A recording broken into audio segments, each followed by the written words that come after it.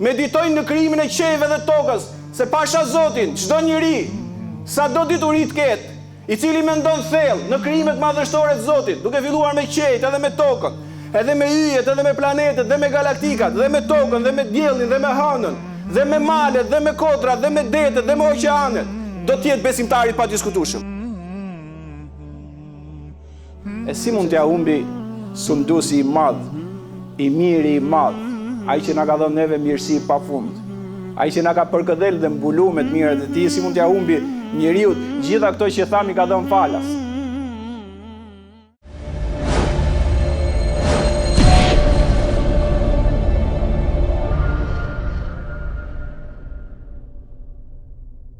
Inna alhamdulillah nahmaduhu wa nasta'inuhu wa nastaghfiruh wa na'udhu billahi min shururi anfusina wa min sayyiati a'malina man yahdihillahu fala mudilla lahu wa man yudlil fala hadiya lahu nashhadu an la ilaha illa Allah wahdahu la sharika lahu ونشهد أن محمدا عبده ورسوله وحبيبه وخليله وصفيه من خلقه أيها المؤمنون أوصيكم ونفسي بتقوى الله جل جلاله وتقدست اسمعه. E lavdërojmë dhe madhërojmë pa fund të madhin Zoti qofshim fal. Lavdërime, madhërime dhe falenderime të pa fund me janë për atë i cili na krijoi, na bëri neve për njerëzve dhe për muslimanëve dhe të ndershme dhe muslimaneve, për besimtarëve dhe besimtareve. E lavdërojmë dhe madhërojmë shumë krijuesin ton të dashur, ndihmë dhe shpresë vetëm atij i kërkojmë. Dëshmojmë me shahadetin e madh që i madhi Zot është një dhe një i vetëm, dhe Muhammed Mustafa alayhi salatu wassalam ishte njeri si gjithë ne i veçuar me shpalljen hyjnore, i veçuar me Islam. Vëllezër motrat nderuara, ju begatoft i madhi Zot me çdo të mirë. Falënderime të madhit Zot që na bëri pjesë e një feje madhështore dhe një profeti të madh. Njerëzit e mëdhej ose shumë të mëdhej duken situata të mëdha. Aty shfaqet natyra e vërtetë e tyre. Aty shfaqen cilësitë dhe karakteri që ato kanë. Dhe do të nxirrten pa në të vërtetë profetin ton të dashur Muhammed Mustafa alayhi salatu wassalam, kur Zoti i dha atij pushtet dhe famë, kur Zoti i dha atij fuqi të madhe. Mbasi kishte bërë një paqe me Mekasit, një marrëveshje me to, ato nuk ju përmbajtën Mekasit i dhujtarës. Biles disa për i fisit i cili ishte në marrëveshje me profetin dhe kishin pranuar Islamin, disa për i tyre i vranë brenda në qapën e madhnushme. Dhe profeti alayhi salam tha ka ardhur koha që Meka të çlirohet nga idhujt dhe nga njerëzit e këqij. I ngretin këmbë 10.000 burra. Dhe në mënyrë graduale filloi zbatimin e planit të madh të çlirimit të Mekës. Të parës që i tha ishte bashkëshortja e tij Aisha radiallahu anha, tha bashkëshortja ime e dashur. Tha po vjen koha me lejen e të madhit Zot çlirohet Meka e shenjtë. Por ti tha mos i thuaj askujt. Dhe filloi përgatitjen, asnjëri nuk dinte ku do shkonte profeti i Zotit, vetëm i tha përgatituni. Dhe Abu Bekri babai i Aishës hynte në shtëpi dhe i thoshte bijës vet. Thoshte ku po shkon profeti? A do shkojnë filan ven, ajo i buzëqeshte. Apo do shkojnë filan vet, me nuhat diçka, ajo prap i buzëqeshi. Apo do shkojnë filan ven, ajo prap buzëqeshi. Nuk mori vesh as informacion dhe iku i mërzit. E thënë dietarët e Islamit, atë që ta lën amanet dikush mos e hap. Atë që ta lën amanet bashkëshorti apo bashkëshortja bashkëshortes nuk i thuhet kujt, apo baba i fëmis, apo shoku shokut. Ngel aty dhe nuk hapet si lajm. Kjo është edukata dhe morali i çdo muslimani.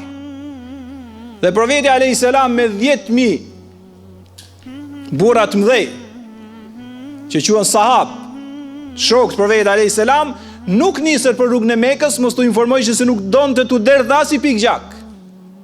Se kjo është realiteti i Islamit, që nuk don në tokë të derdhet as një pikë e vet me gjaku. U nis në një drejtim sikur po shkonte në një fis tjetër, dhe kur u afru afër atij fisi dhe gjithë informacionet i shkuan në Mekasve që këtu s'po vjen Muhamedi me shokët e tij, aty e ktheu. Dhe kur erdhi koha, ishte afru 4 kilometra, 5 kilometra me Mekën. Ato ishin të papregatit. E kjo ishte qëllimi i profetit, që mos t'u bonte luftë dhe mos t'u derte gjak i pafajshëm. Kur u afrua, ishte viti 20 i profecisë tij. Ja kishin vrarë shokët e tij, ja kishin vrarë njerëz të fisit të tij, ja kishin konfiskuar pasurinë, e kishin ofenduar me të gjitha format, e kishin plagos dhe ëndrrën e tyre e kishin pas ta vrasin po s'patën mundësi. Dhe ky mbasi 10 vjetësh me 10.000 luftëtar, me 10.000 burra të mëdhej, që përballonin 100.000 jo Mekën, ishte tashmë 4 kilometra larg. Dhe i thot xhaxhai i tij Abasi, profetit, tha, do në tysh me qetësi dhe me paq, tha, kjo është ëndra ime, tha, let shkoj të takoj të parën e tyre Ebu Sufjanin, dhe t'ja tregoj qartë që ju s'keni forës i përballoni ma. I persekutuar i 10 vjet, i vratë, bot çbot, sot ma ju ka ikë fuqia, Zoti ja ka dhënë profetit tij dhe shokëve të tij dhe njerëzve të mirë. Dhe shkoi e takoi bashkë me Aliun. Kur dolën periferinë e Mekës, profeti ishte natë dhe i tha të gjithëve, të 10.000 vetëve, tha, gjithë secili e ka detyrë të ndezi nga një zjarr. Dhe imagjinoni 10.000 zjarre se ç'bëshin aty, dhe Ebu Sufjani kapituloi vetëm kur i pa. Dhe Abasi i tha, o Ebu Sufjan ishte i pari Mekës, i mbaruar për pushtet, tashmë po ikte nga këmbët. Tha, nuk ke fuqi ta përballosh më profetin Muhammed. Tha, Abbas, dhe ti musliman? Tha, musliman. Tha, por çfarë të bëj? Unë kam bërë krime, kam bërë zullume, çfarë të bëj? Dhe Aliu me zgjuarësi tha, hajde dhe takoje profetin e Allahut. Dhe kur të bisedosh, thuaj ashtu siç i tha Jusuf, siç i than vëllezërit e tij Jusufit. Ty të ka dhënë Zoti përparësi dhe ne ishim gabimtarët. Dhe shkoi Ebu Sufjani në çadër me Abbasin, me Aliun dhe profeti e priti. I tha, o Ebu Sufjan, sa e takoj? Mirë, tha, para marrëveshjes nuk numërohen krimet, ofendimet dhe sharjet e me radhë. Po edhe kur bëm marrëveshje, thyt dhe i vrat njerëzit në qabe. Tha, laqad atharak Allahu alejna wa inna laqati'un. Ebu Sufjani e kishte mësuar nga Aliu drejt kështu si robot. Tha, ju dha përparësi Zoti përpara nesh, ne ishim gabimtarët. Aliu pse i kishte thënë? Se e njihte profetin e dashur të Zotit gjithësisë, që ju prekte zemra për një herë, njeriu me zemrën më të dashur, më të butë, më të pastër që ka parë ndonjëherë sipërfaqja e tokës. Tha, thuj kështu se do ta shikosh. Sa i tha Ebu Sufjani i harroi me krime, me zullume, me të këqija. Sa i tha, juve dha ju ka dhënë Zoti përparësi, ne jemi gabimtarët, pra na fal. Tha, si që tha Jusufi vlezëre, la të thrib alejkumul yawm yaghfir Allahu lakum wa huwa arhamur rahimin. S'ka gjë, Ebu Sufjan tha, s'ka qortim sot. Me i fjalë, s'ka qortim sot. Zoti ju falë, dhe ai është më mëshiruesi i mëshiruesve. 20 vjet kishin bërë krime, kishin dashur ta zhdukishin profetin, Islamin dhe shokët e profetit dhe gjithë muslimanët që ishin në atë kohë. Tani Abasi futet prap. Tha, Ebu Sufjani është mësuar gjithë jetën me pushtet dhe kur të kthehet tani në Mekë që do lirohet Mekka, do hapet pa luftë, oj çik tha, do mu duk. Do të binë sy që akoma është një far burri. Po tha, çfarë kërkon çudit profeti? Tha, kërkon, tha, që kur të shkojë atje të keti diçka që të lavdërohet. Mira, Ebu Sufjani tha profeti, kur hyn në shtëpinë tatë është i sigurt. Ky do të pak më shumë. Njëri i vogël në atë kohë. Mrapa alhamdulillah është musliman. Po tani e kishte më u lavdëru akoma. Tha, shtëpia ime është e vogël. Tha, atëherë lajmëroj njerëzit, kush është në qabe nuk do të preket. Tha, po qabja nuk i zën gjithë. Tha, kush rrin në shtëpinë e tij e mbyll derën, nuk del për të luftuar, është i sigurt, s'ka për ta gjetë dëmi. Ebu Sufjani kishte hallin kur tu kthente në Mekë, tu lavdërote që rini të qetë se s'ka problem. Thot Zoti në Kur'an, yuhibbuna yuhmadu bima lam yaf'alu. Ka i grup njerëzish në tokë thot që duan të lavdërohen dhe për atë që s'e kanë bë. Kurse Islami thot kur të bësh gjë të mirë mos u lavdëro me ato që e ke bër. Ka disa thot lavdërohen, duken me atë që s'e kanë bër fare. Kështu do të me u bë Ebu Sufjani i vogël. Tha, Ebu Sufjan, as ka ardhur koha dëshmor që Zoti është një dhe një vetëm, unë jam i dërguar i tij.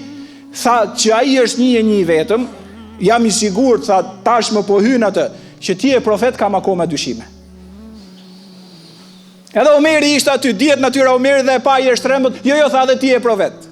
Nga frika, nuk e tham fakt me sinqeritet dhe moral i madh, i moralit madh profeti e pa që nuk e tha me sinqeritet dhe i buzëqeshi ja pranoi sa për sy e për faqe për aty. Dhe ai u kthy në fakt edhe u paraqit përpara popullit dhe ja tha ato merita që i la profeti alayhis salam. Dhe profeti mbasi erdhi mëngjesi i ngreti 10.000 burrat e mëdhej, i ndau komandant e tyre dhe tha tashmë do të hym Mekë, në Mekën e shenjtë. Dhe hypin kafshën e tij dhe thoshte inna fatahna laka fathan mubina li yaghfir Allahu laka ma taqaddama min dhanbika wa ma ta'akhkhara wa yutimmu ni'matahu alayka wa yansuraka Allahu nasran aziza. Lexo ajetet e surës Fat, ty të ka dhënë Zoti një hapje të qartë dhe ti ka falur ty o Muhammed mëkatet e mëvonshme dhe të mëparshmet. Dhe Zoti do t'i plotësoj mirësitë e tij ndaj teje dhe do t'japi ty një fitore të madhe dhe të qartë. Po imagjino kur e këndonte profeti i të madhit, Zoti qofshim fal. Njëri nga komandantët, shikoje madhështinë e kësaj feje dhe të këtij profeti. Njëri nga komandantët tha, u afru në afër Mekës. Në fakt kishin vujt 20 vjet. Ai e kishte me drejt në veten e tij. Kishte vujt shumë. Tha erdhi, dhe ngreti, ishte komandant, një nga komandantët. Tha erdhi dita e drejtësisë dhe e hakmarrjes.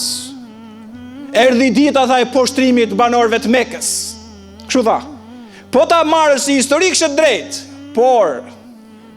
por jo me profetin e mëshirës me vete. Thot Zoti në surën e profetëve Anbiya, ajeti 107, "Wa ma arsalnaka illa rahmatan lil alamin." Të kemi dërguar Muhammed mëshirë për gjithë botët.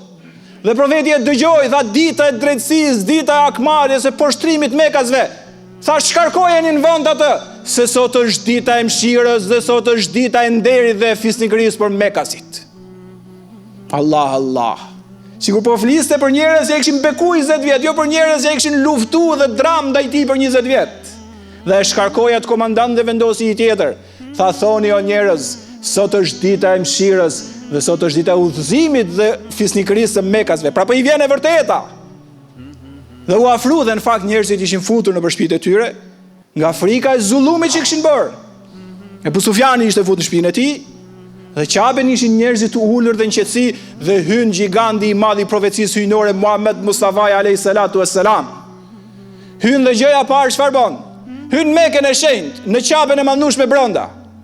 Dhe shikon që aty kishin bërë piktura me Ibrahimin sikur adhuronte idhuj, tha i shkatrov Zoti se Ibrahimi ka qenë i pastër në besim, një dhe një vetin e ka besu Zotin dhe ishin idhuj.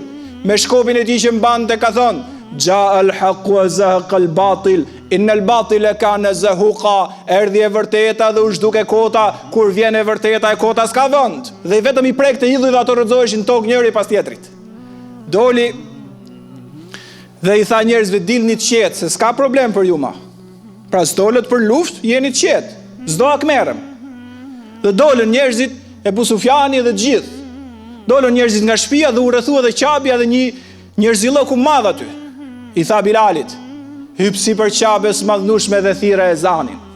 Po Bilali kishte qenë rob nga ngjyra se ishin diskriminues, ishte i zi dhe atëherë ishin diskriminues në ngjyra. Kur e pan ato se Mekasit e majshin qaben si të madhe, kështu kishin dhe interesa ekonomike. Kur e pan Bilalin që hypi, njëri që ishte afër me Ebu Sufjanin, i tha, shqyr që më ka vdek baba, që mos ta shifte këtë njëri të çuditshëm sipër në qape.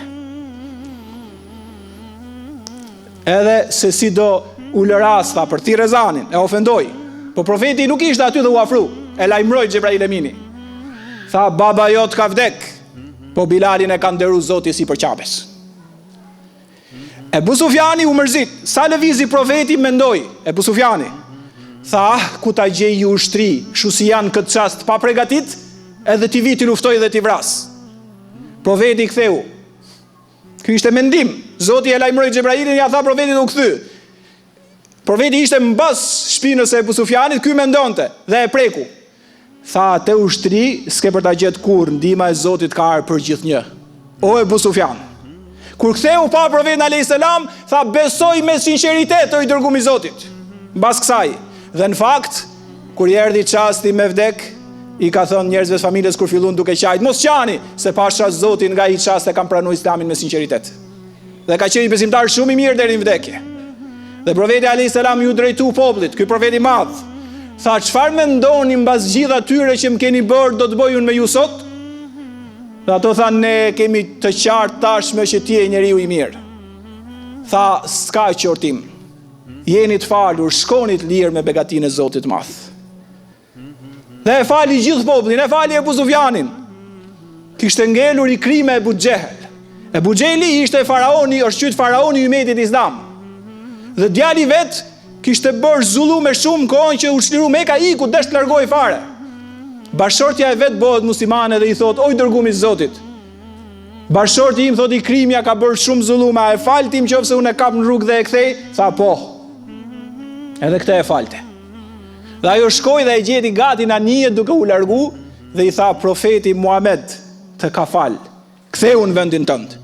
Tha, me vërtet më ka fal, mbas shumë e shumë zullume, baba im është qytë faraoni i umetit islam? Tha, po të ka fal. Dhe u kthyn bashkë. Profeti alayhis salam tashmë zemran e kishte të qetë, të gëzuar pafund, mëshira e tij buronte nga të gjitha anët, qetësia absolute që ai kishte, i gëzuar me të madhin Zot që ia solli ndihmë dhe njerëzit po bëheshin nga dita në ditë më shumë musliman, e lajmëruan që po vjen i krimi Ebu Xeheli.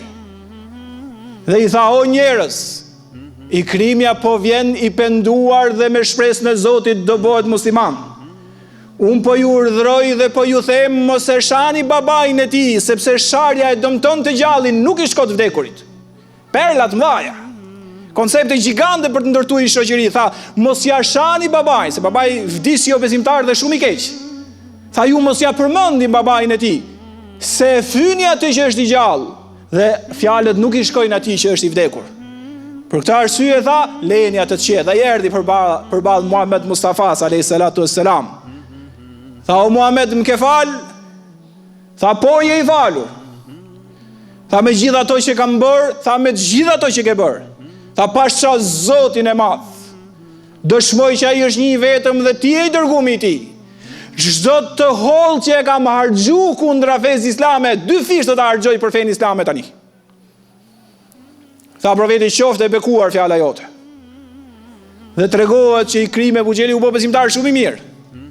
Kur ishte vetëm në xhami, e lexonte Kur'anin famlart, e merrte e vendoste në fytyrën e tij dhe lotët i rridhnin pafund dhe thoshte, libri i Zotit tim, libri i Zotit tim. Dhe profeti alayhis salam në ditë ka fal shumë. Ishte një grua, Ummu Hani quhej. 2 vet kishin kryer zullume të mëdha dhe në fakt duhet të ekzekutoheshin, kishin vrarë njerëz pafund ato që i vranë qabe. Ummu Hani i njifte ato, ishte i grua besimtare e devotshme dhe i strehoi. Dhe i shkuan shokët e tjerë dhe i thanë, këto kanë bërë krime, duhet të marrin atë që meritojnë. Ishin të veçantë ato, me status specifik. I tha, jo se i kam marrë unë mbrojtje ato. Po akoma nuk ishte krijuar kultura që femra ka i vlerë të jashtëzakonshme në Islam. Dhe i thanë, ti femër do marrësh mbrojtje? Tha, po, mleni ta takoj dërguarin e Zotit. Dhe shkoi. Tha, o Muhamedi i dërguar i Allahut madhnushëm, unë jam Ummu Hani. Kam besu dha fuqishëm në të madhin Zot dhe kam strehu dhe i kam marrë 2 njerëz në amanetin tim. Am pranohet? Tha, la haula wala quwata illa billah. Profeti alayhis salam goj ëmbli i madh. Tha, atë që Ummu Hani ka marrë në mbrojtje, ai është i mbrojtur nga të gjithë ne. Dhe dha dhe i status lart për femrën, të jashtëzakonshme që e ka vlera siç ka edhe mashkulli. Pastaj ndahen në devotshmëri ndaj të madhit Zot.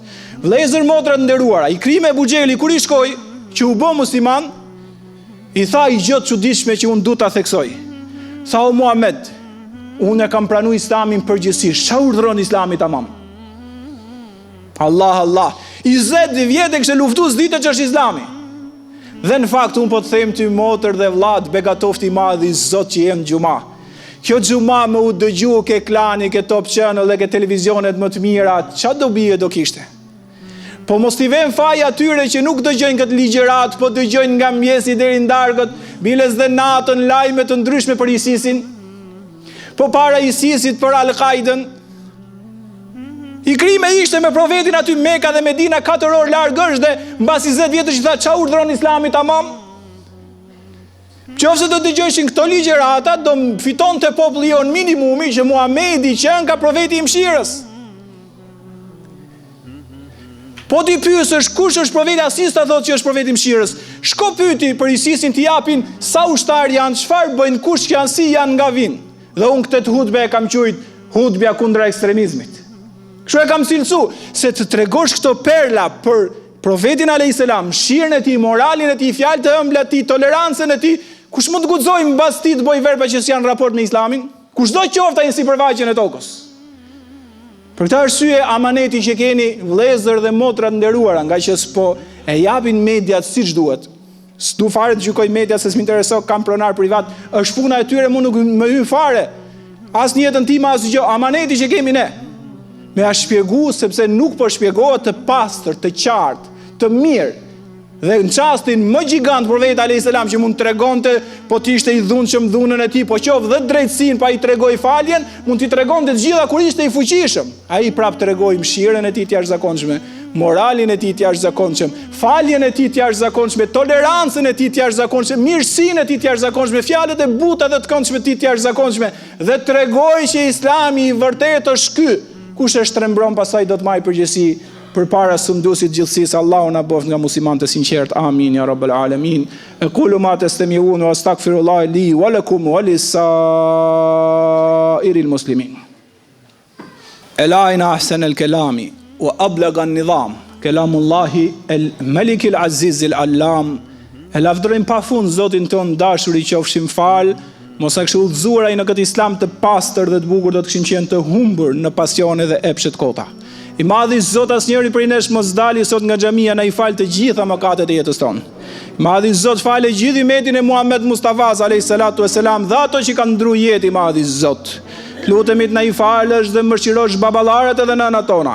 I madhi Zot na i arsimon, na i bë të moralshëm, na i fal dhe mëshiro të rinjtë dhe të reja tona. I madhi Zot na i bë dietar fëmijët tanë dhe hafiz Kuranit famlar të ruaj. I madhi Zot ato nga çdo e keqe. I madhi Allah na bën të vdesim si musliman të sinqertë dhe në çastin që do japim shpirtit të jesh i kënaqur me ne. Zot na mëshiro dhe na fal në ditën e gjykimit dhe na bën nga banorët e xhennetit Firdaus, na ruaj nga zjarri i tmerrshëm i xhenemit. I madhi Zot, nëse shkojmë në xhenet, na mundso ta shikojmë bukurinë, lartësinë dhe madhështinë tënde. I madhi Zot, ti je më i bukur, ti je më i lartë, ti je më i miri, ti je më madhështori, të qofshim fal.